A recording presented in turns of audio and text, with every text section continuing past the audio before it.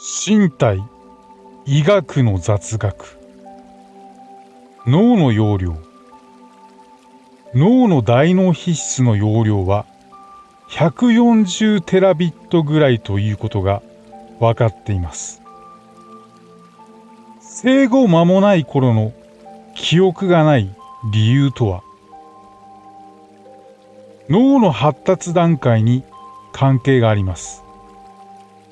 記憶を長期保存しておく大脳辺縁系の記憶連合野は発達のスピードは比較的ゆっくりなので、生後間もない頃の記憶を保存しておくことができません。小さい頃の記憶がないのは、まだ脳が長期記憶することができないからなんです。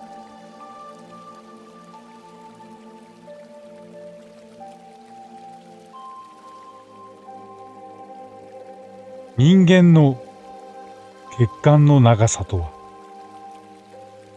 血管をすべて一つにつなげると10万キロメートル、地球2周半の長さになります。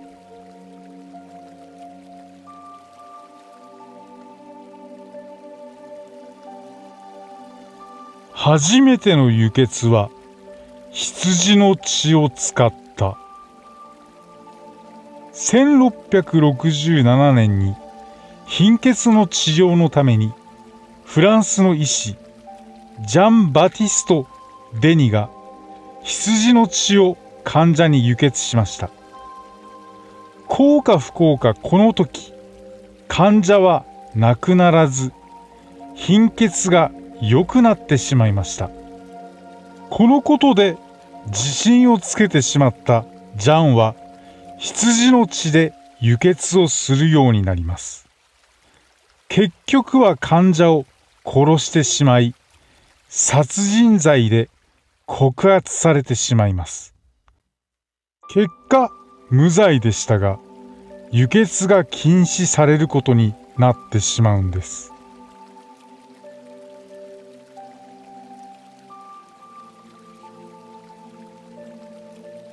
人間の体にある鉄分の量とは、成人男性の体にある鉄分の量は平均3500から5000ミリグラムです。だいたい釘1本分になります。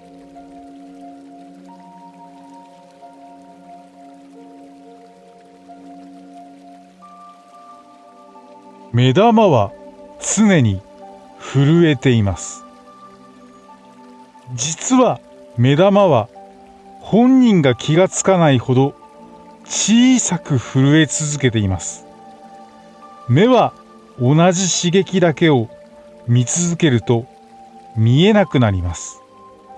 これを防ぐために微妙に震えて違う刺激を目に入れています。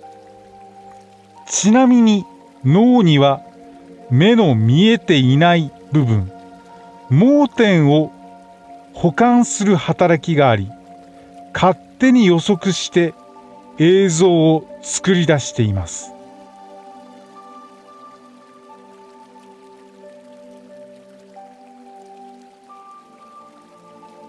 視力検査の C の名前とは、ランドルト管という名前です。フランスの眼科医、ランドルトが考案したものです。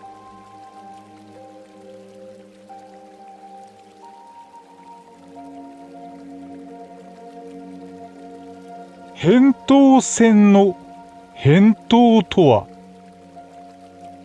明治時代にはアーモンドのことを扁桃と呼んでいました。ちょうど喉にある扁桃腺の形がアーモンドの形に似ていたため、そう呼ばれるようになりました。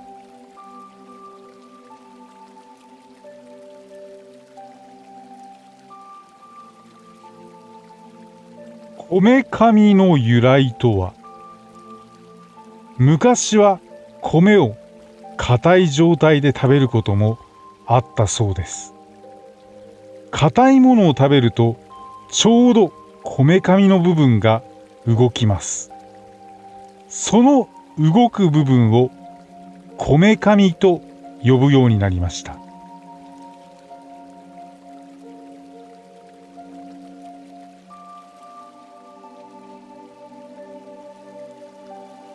もみあげの由来とは、名前の通りです。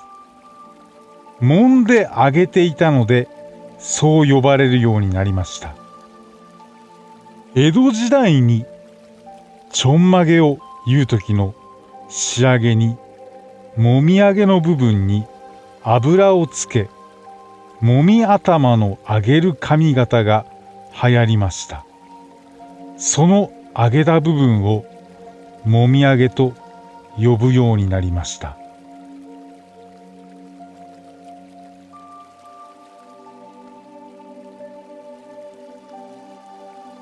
人間の心臓は一生に何回鼓動する。心拍数の平均は1分間70回。平均年齢から計算するとおよそ30億回ということになります。哺乳類は一生のうちに心臓を鼓動させる回数が決まっていると言われています。心拍数が速い生物の方が短命で、心拍数が遅い生物の方が長生きなんです。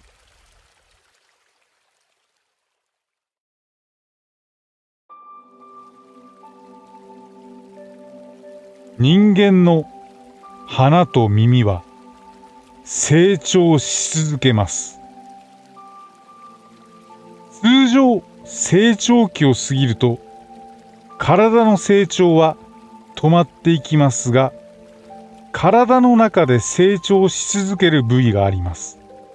それが鼻の軟骨の部分と耳です。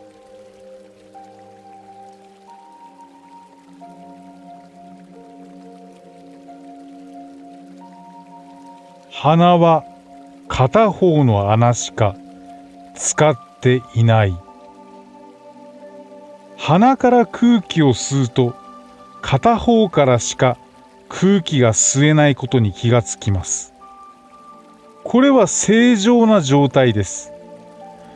鼻はどちらか一方の穴でしか空気を吸うことができません。約2時間ごとに交代しながら呼吸をしています。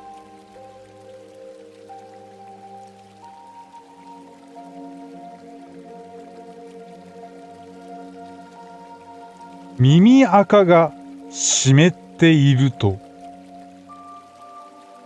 耳垢が湿っているということは、アポクリン腺が耳にあるということです。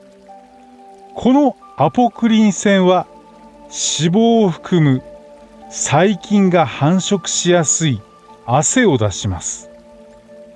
耳の中にアポクリン腺があるということは、高い確率で脇にもアポクリン腺があるということです。つまり、耳垢が湿っている人は脇がの可能性が高いということになります。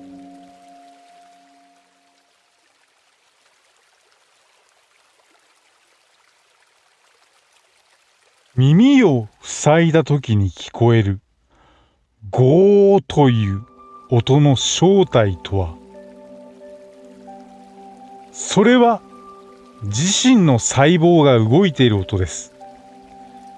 体は休むことなく動いており、筋肉が伸縮する際に 23Hz の低周波音を発生させています。これがこのゴーという音の正体なんです。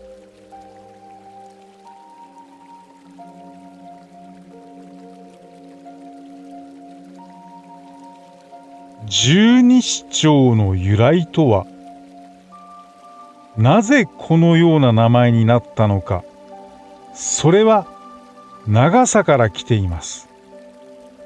十二指腸の長さがだいたい30センチあります。大人の指の横幅は 2.5 センチ。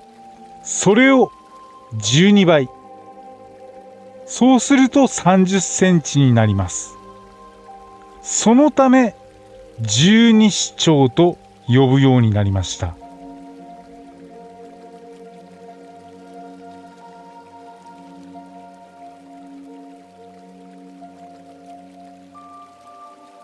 盲腸の存在意義とは、盲腸は必要のない器官とされています。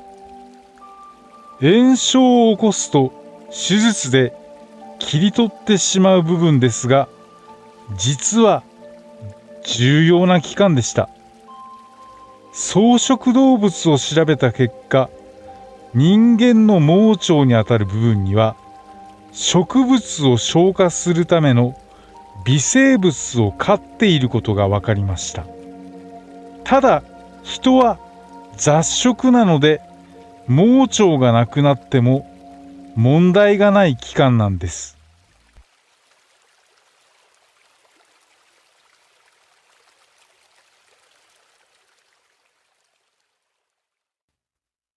我慢したおならは、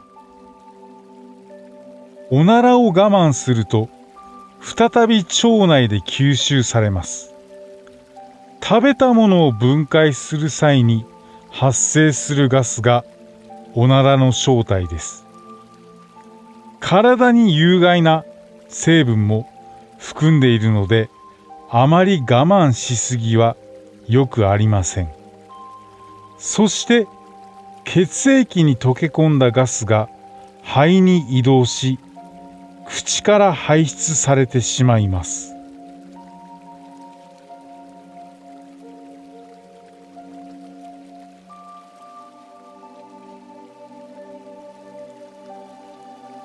手術中におならで爆死をした人がいる。1978年、デンマークで行われた手術で電気メスを使用しており、腸に溜まったガスに発火し、患者は死亡してしまいました。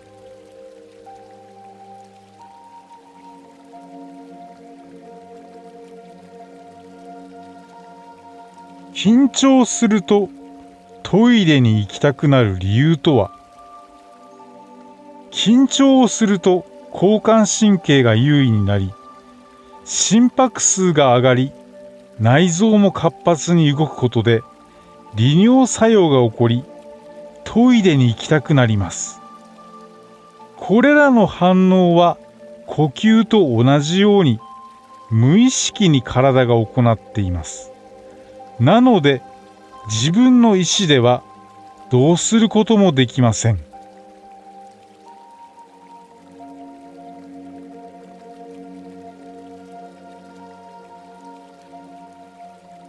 髪の毛は1日平均100本抜ける。普通の人でも1日100本は抜けています。髪の毛の寿命は1年から6年ぐらいで、頭にある毛は10万本前後です。実は薄毛で悩んでいる人であっても、髪が抜ける数に大きな差がありません。薄毛になる理由は、抜ける髪より育つ髪が徐々に細くなり、育たないことにあります。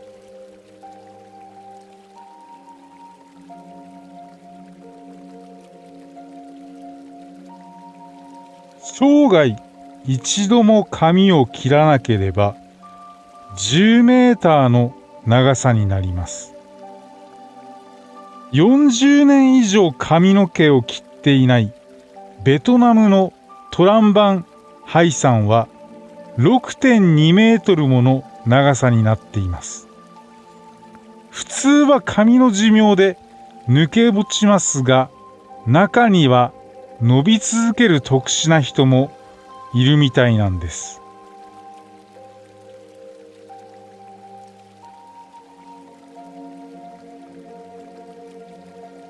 ハゲは遺伝。母方の遺伝でハゲると言われています。特に母方の祖母がハゲていたら可能性が高いです。100% ではないので、生活習慣を気をつけたり、ストレスをためないようにすることで、多少は予防することはできます。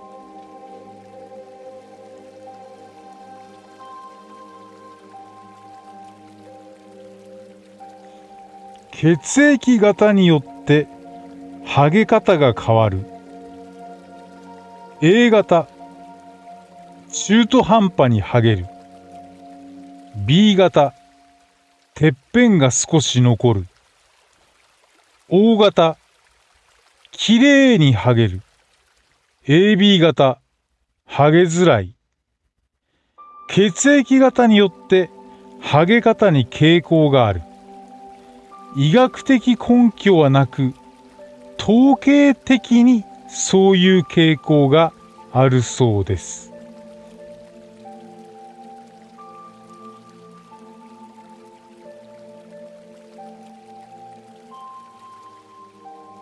体のパーツにも値段があるんです。眼球、両目で約12万2000円です。頭蓋骨と歯、約9万6000円。肩、約4万円。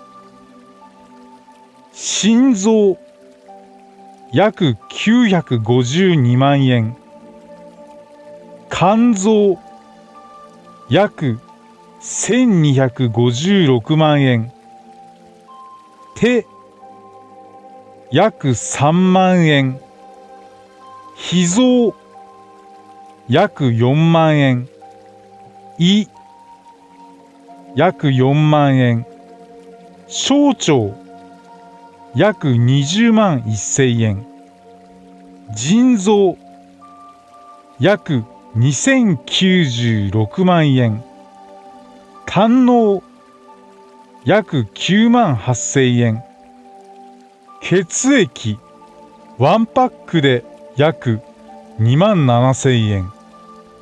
肌、1インチで約800円となります。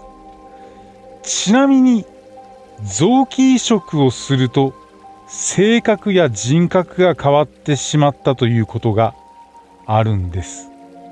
科学的には証明されておりませんが、不思議なことに本人が知らない情報を知っていたり、スキルが身についたりすることがあります。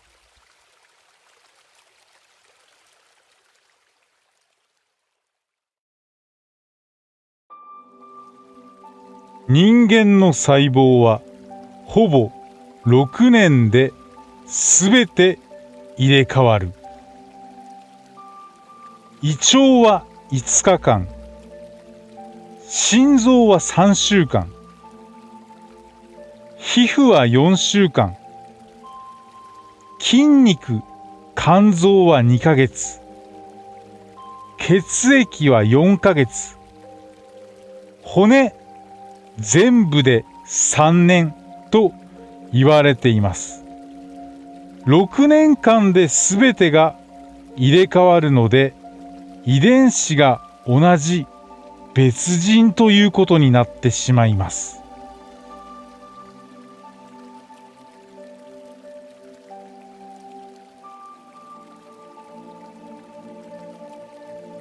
かさぶたがかゆくなる理由とは、それは傷を治すためにヒスタミンと呼ばれる物質が増え、細胞に再生を促します。同時にヒスタミンは副作用があり、かゆみを引き起こしてしまいます。かさぶたをかきたくなりますが、そのままにしておいた方が早くきれいに治ります。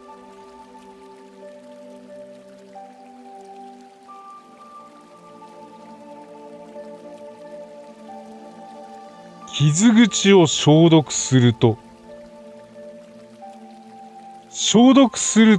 悪い菌も殺すが、傷を治そうとする菌も殺してしまいます。かすり傷程度なら水洗いだけの方が早く治ります。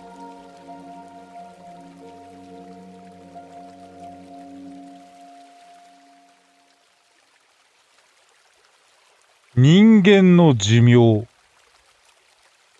だいたい115歳ぐらいが限界だと言われています。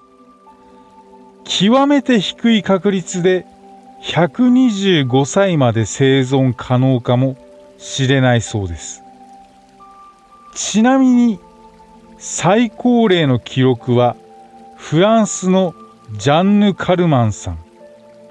1997年122歳で亡くなりました。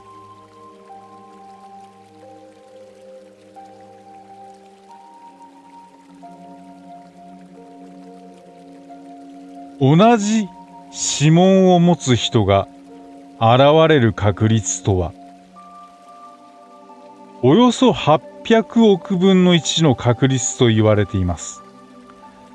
まず同じ指紋を持っている人が現れることはありません。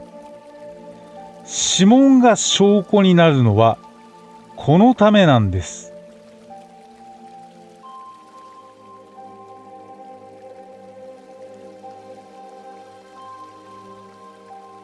一卵性双生児でも指紋は違います。元は同じ細胞から分裂した場合であっても、母体の環境は微妙に変わってきます。その影響で指紋も変化して違うものになります。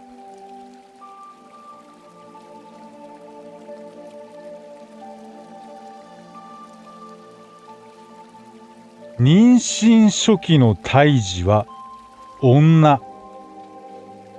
妊娠初期2ヶ月ぐらいの胎児は女の状態です。そこから男性ホルモンによって男性に変化していきます。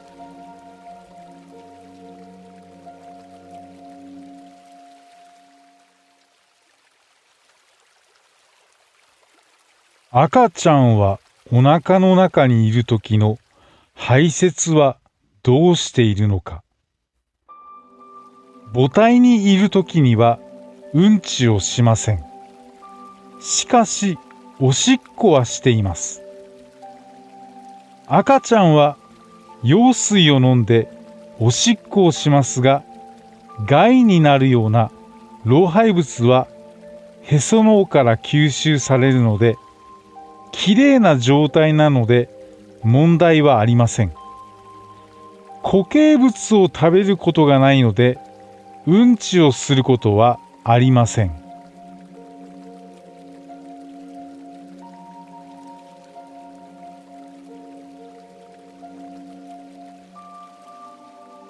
男性が妊娠検査を受けて陽性だった場合とは、これはがんの疑いがあります。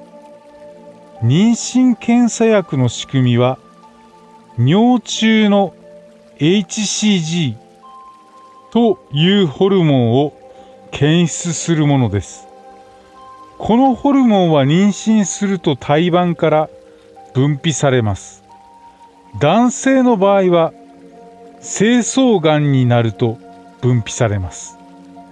実際に事例があり、陽性反応があった男性が精巣がんだったそうです。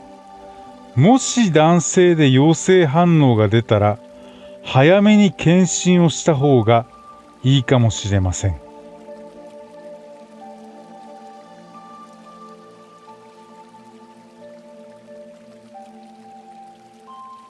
日本では自殺や事故の数より中絶の数の方が多い。人口中絶年間件数は約19万人を超えています。生まれてくる子供の5人に1人は中絶される計算になります。年間自殺者3万人よりも多く、がんによる死亡に迫る勢いなんです。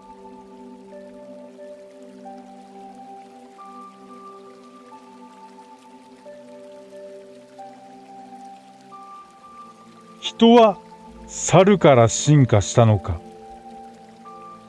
人が猿から進化したのなら、進化論的には猿は生き残っていないことになる。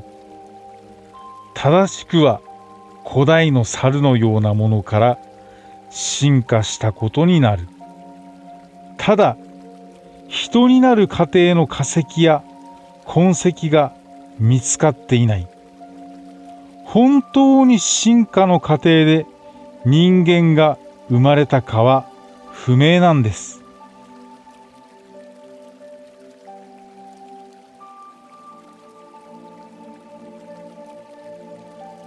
人間の進化の歴史。人間の受精卵は母体の中で成長する際に不思議な変化をしていく。分裂した受精卵は胎芽となります。1ヶ月を経過すると頭が尖って目が垂れ、口が一直線、エラのようなものがついている状態になります。まるで古代の魚のようです。その後、数日でエラが消えていき、爬虫類のような顔つきに変わっていきます。40日頃になれば人間に近い形に変化していきます。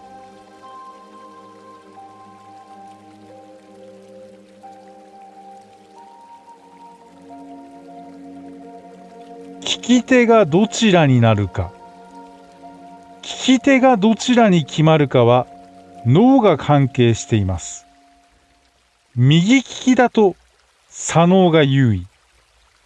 左利きだと右脳が優位。小さいうちなら利き手の矯正が可能です。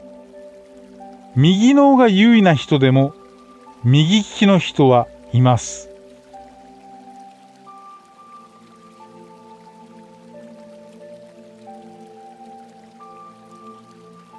手当の由来とは、もともとは悪いところや怪我等の患部に手を当てる民間療法が行われていました。実際に止血、患部を温める効果がありました。その行為が手当てになり、今現在の意味になりました。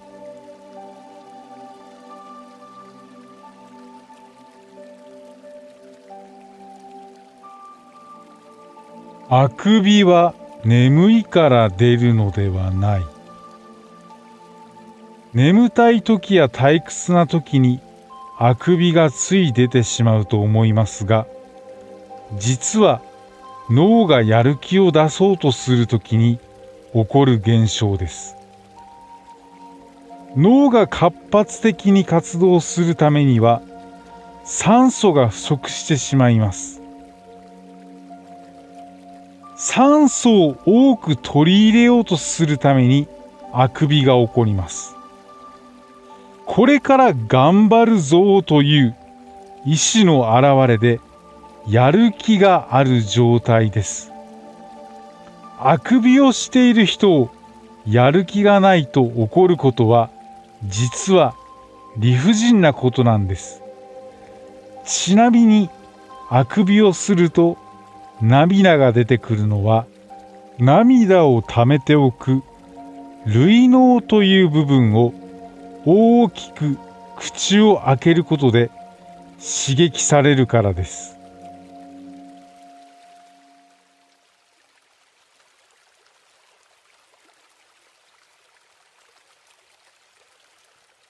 肘をぶつけると電気が走ったようにビリビリするのはなぜなのか。肘の上腕骨の部分はファニーボーンと呼ばれており、この部分は神経が肘から小指にまで走っています。そこに刺激を与えると神経が刺激されてしまい、ビリビリとした感覚が全体に伝わるんです。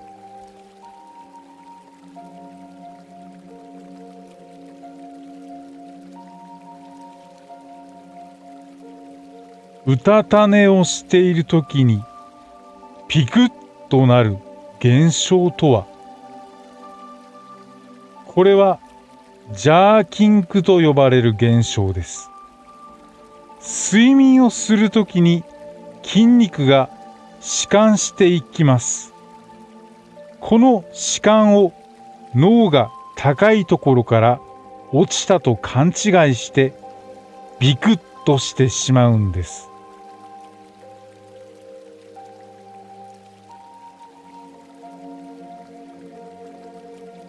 しゃっくりの世界記録とは、アメリカのチャールズ・オズボーンさん、1922年から68年間しゃっくりが止まらず、毎分40回から20回のペースでしゃっくりが続きました。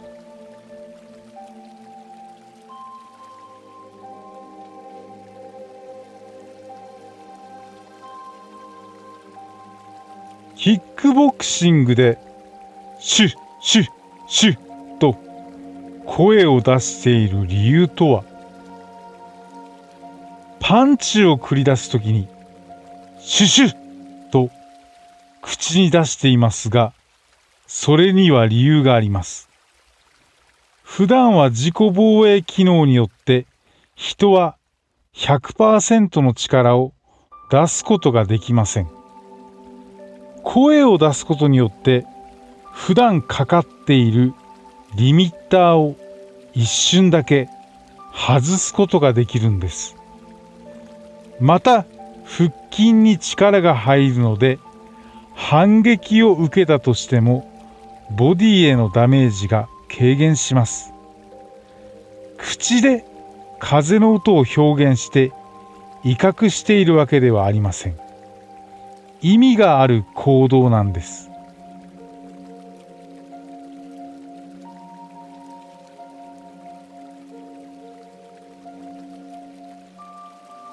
蚊に刺されやすい人と刺されにくい人の違いとは、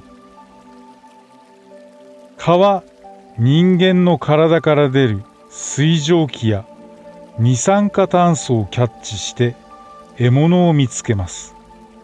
なので代謝が良い人は刺されやすく、代謝が悪い人は刺されにくくなります。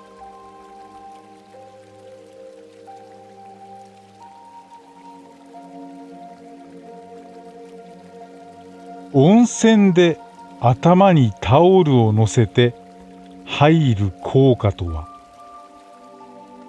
温泉でタオルを頭の上に乗せて入浴している姿をよく見かけますが、それには意味があります。濡れているタオルを頭の上に乗せることで、頭を冷却してのぼせるのを防ぐ効果がある合理的なものなのです。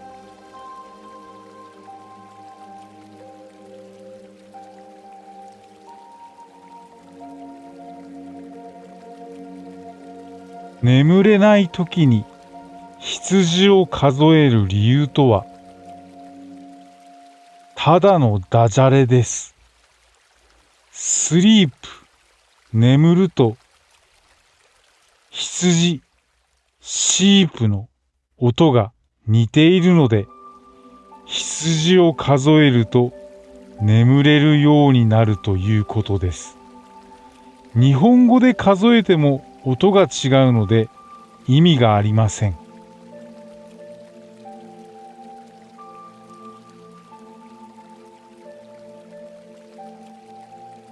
目を閉じるだけで、なんと目を閉じるだけで熟睡時の 80% の効果があると言われています。視覚情報は脳への負担が大きいためです。視覚を遮断することで脳を休めることができます。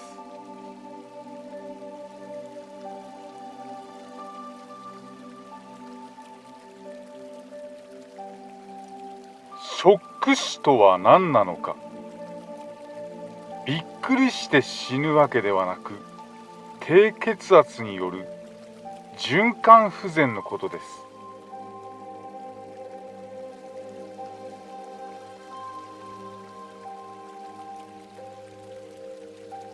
重症、軽症の基準です。重症は30日以上の治療を必要とするもの。軽症は30日未満の治療が必要なものです。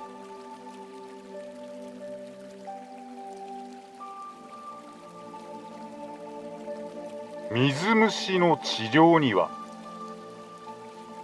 海に行くといい。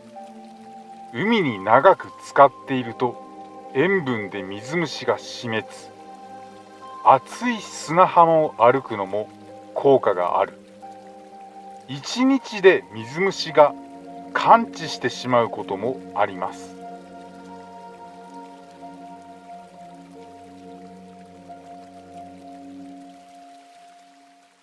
塗り薬が体に染み込む時間。だいたい1時間ぐらいという結果が出ています。22分頃から塗り薬の成分が染み込むようになり、1時間で体に行き渡ります。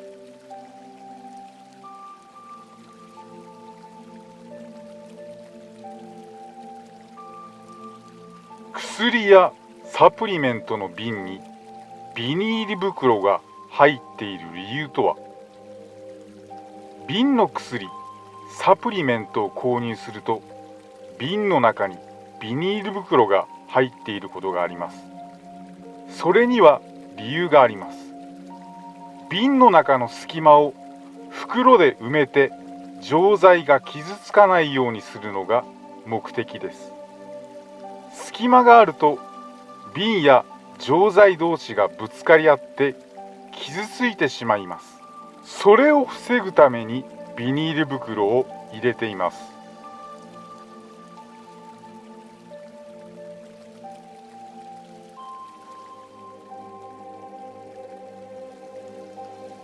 トローチが穴が開いている理由とは、喉に詰まっても呼吸ができるようにするためです。ちなみにドーナツに穴が開いている理由は、揚げるときに中まで火が通るようにするためです。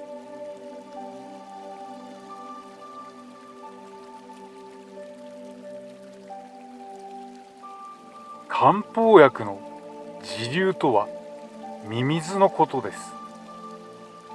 地の流と書きまして時流。時流はミミズを乾燥させて砕いたものです。効果は感冒時の解熱です。原料に自由があったらミミズです。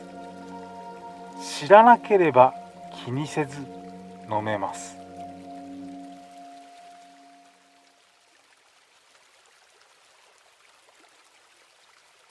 放射能物質のラジウムが万能薬として飲まれていた。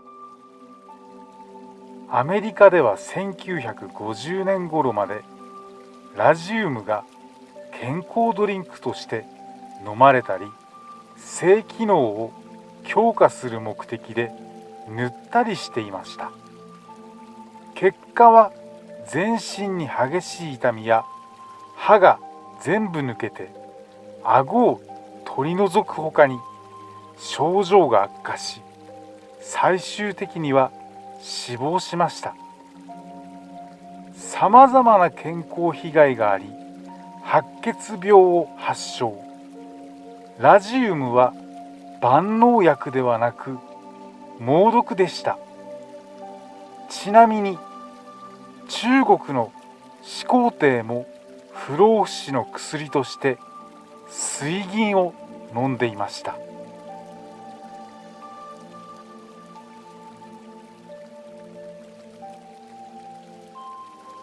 風邪にはピカドンという不謹慎な薬があったんです。パッケージも過激でキノコ雲が書かれていました。1950年頃に販売されていました。風邪に効果があったそうです。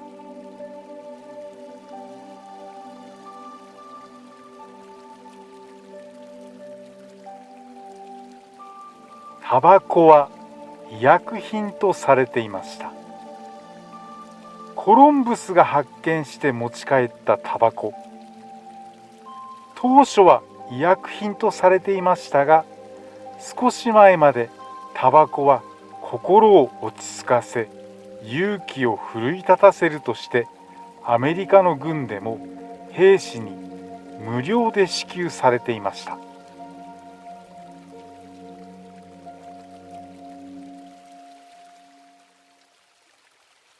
タバコを2本食べると致死量です。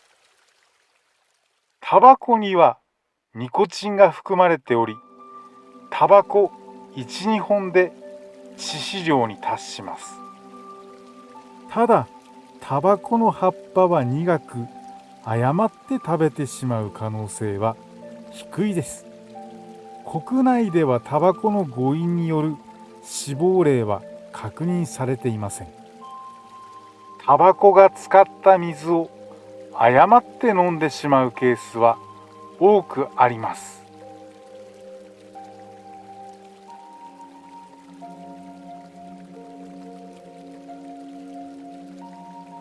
体温計の上限が42度の理由とは、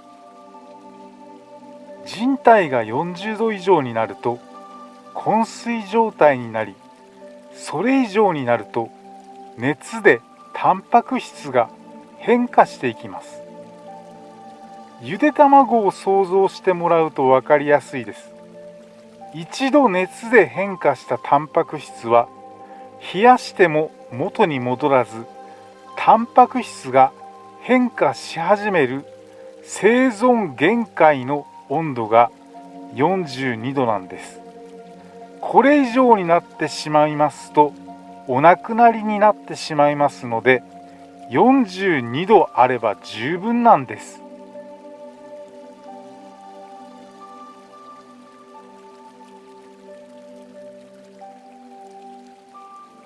凍死の瞬間、人はものすごく暑いと感じます。人は凍死寸前には血管が収縮して筋肉を振動させ、熱を発生させようとします。体温は下がっていますが、体感温度が異常に高くなります。また、体温と気温の差が小さくなり、余計に暑いと感じるようになります。体感温度が狂ってしまった状態になります。無意識に身につけている衣服を剥ぎ取ってしまうこともあります。凍死した人が裸の状態で見つかるのはこれが原因です。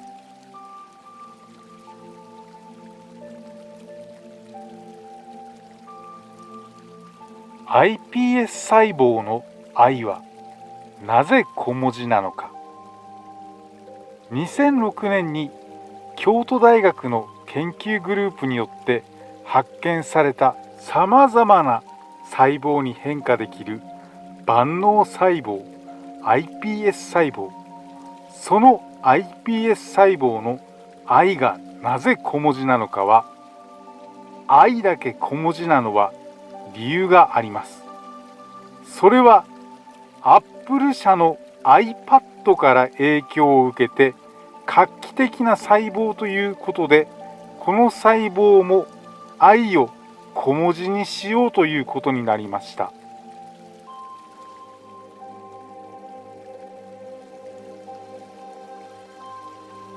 やぶ医者のやぶとは、一見植物のやぶから来ていると思われますが、それは違います。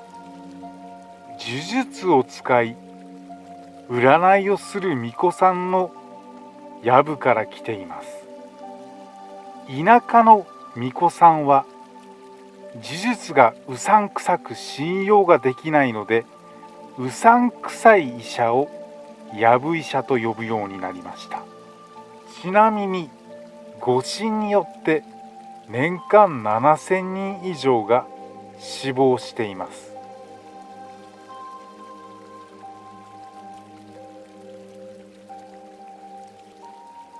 日本ではコンビニより歯科医院の方が多いんです。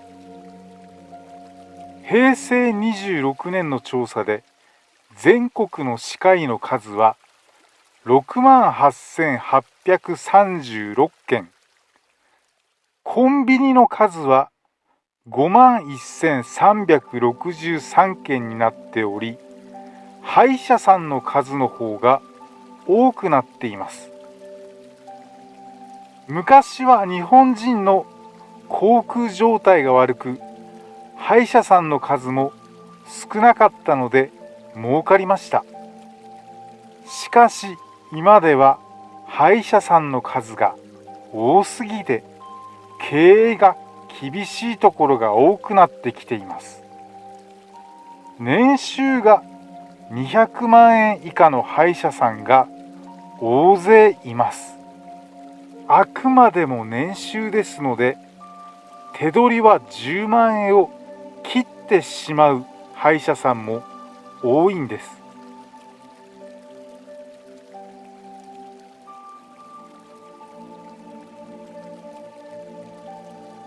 難病の募金の真実とは。移植が必要な難病で、なぜ募金で大金を集めるのか。それは金の力で移植の順番を無理やりにねじ込むためです。募金額のほとんどが割り込みをするために使われます。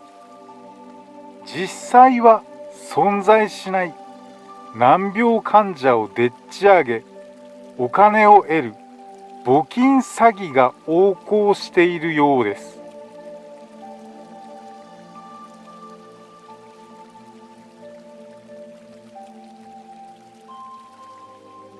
がん保険は死亡時にほとんどが死亡保険金が払われません。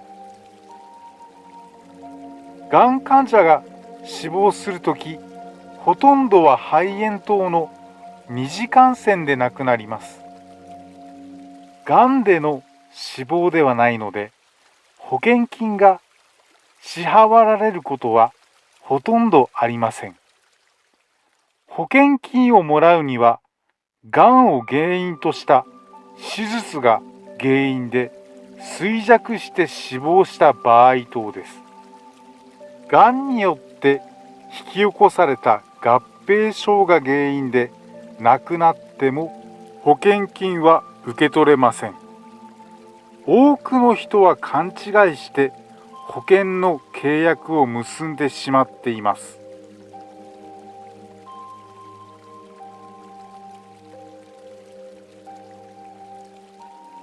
医学用語で不思議のアリス症候群という言葉があります。アリス症候群とは、知覚された外界や自分の体の大きさが異なって感じる症状です。通常より大きく感じたり、遠くに感じたりします。不思議の国のアリスで主人公が小さくなったり大きくなったりするエピソードからそう呼ばれています。他にも面白い医学用語があります。サタデーナイト症候群。この病気は寝ている時に二の腕の内側を圧迫していたために起こる神経麻痺です。青いおむつ症候群。これは別名トリプトファン吸収不全症と言います。アミノ酸であるトリプトファンの小腸からの吸収がうまくいかないために発症します。出生直後から発症し、おむつが青く染まるため、この名称がつきました。高カルシウム結晶が発症し、さまざまな障害を引き起こします。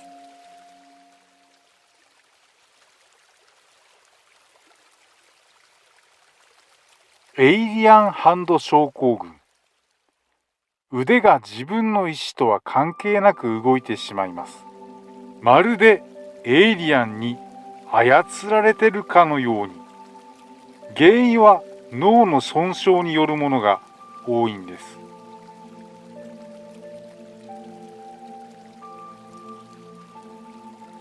歩く肢体症候群。別名コタール症候群。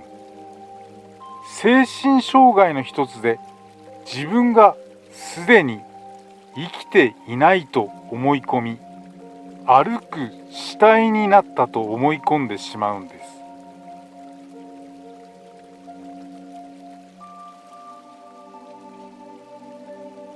日本人は幕末時代が一番身長が低かったんです。当時仏教が広まり、肉食をすることが珍しくなってきました。また食料の確保が難しい時代であったため、身長が伸びるのが難しい状況でした。1900年の平均身長は157.9 センチでした。肉食が解禁され、食料確保ができるようになると、平均身長は徐々に伸びるようになっていきました。